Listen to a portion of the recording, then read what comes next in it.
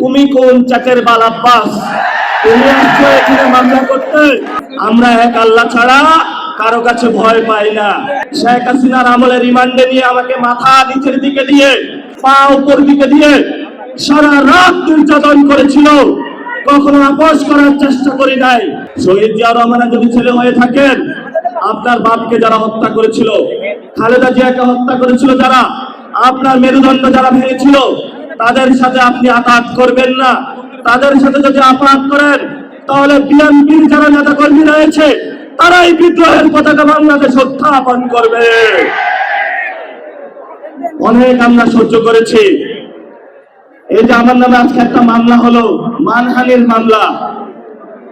ওই ব্যক্তি চাঁদাবাজি করে, সন্ত্রাসী করে, এমন লোকের কোনো মান থাকতে পারে না। যার মান আছে তারই তো মানহানি হয়।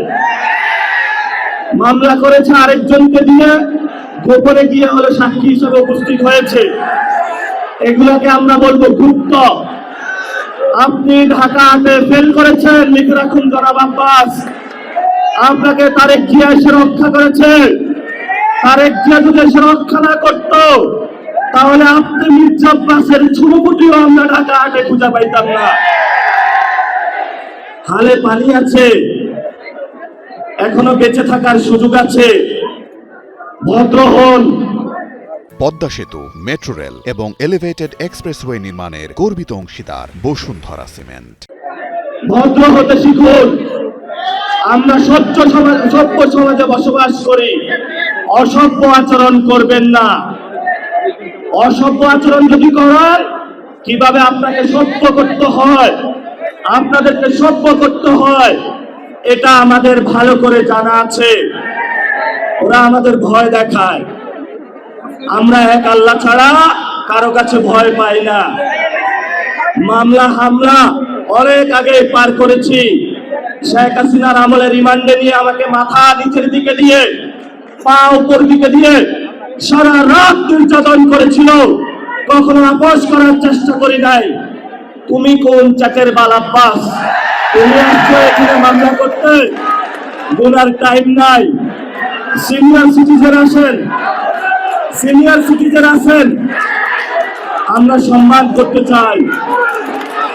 কিন্তু নিজের সম্মান যদি না রাখতে পারেন তাহলে এই যারা ইয়াং জেনারেশন আছে, জেনজিরা আছে, আপনার পুরা সম্মানের চাদর খুলে বুড়িগঙ্গায় নিক্ষেপ করবে।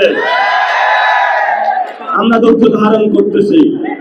আমরা শান্তিতে বিশ্বাস করি, আমরা গণতন্ত্রে বিশ্বাস করি।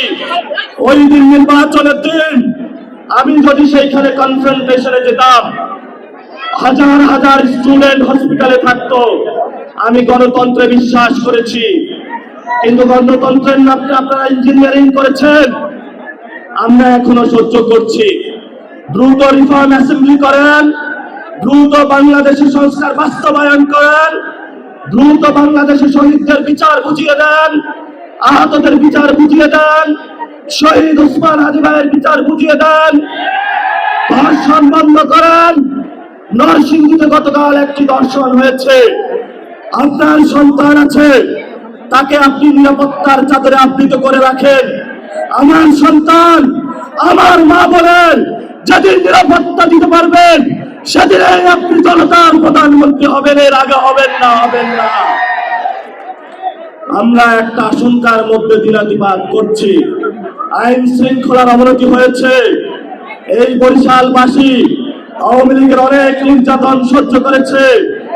শেখ হাসিনার আত্মীয় স্বজনকে তারা বসিয়েছিল এখানে, কিন্তু বরিশালবাসী অগ্নি যারা বক্তব্য রাজপথে লড়াই করে এইখানে যারা আব্দুল্লাহ গং ছিল সকলকে ইন্ডিয়াতে বিতরণ করেছিল।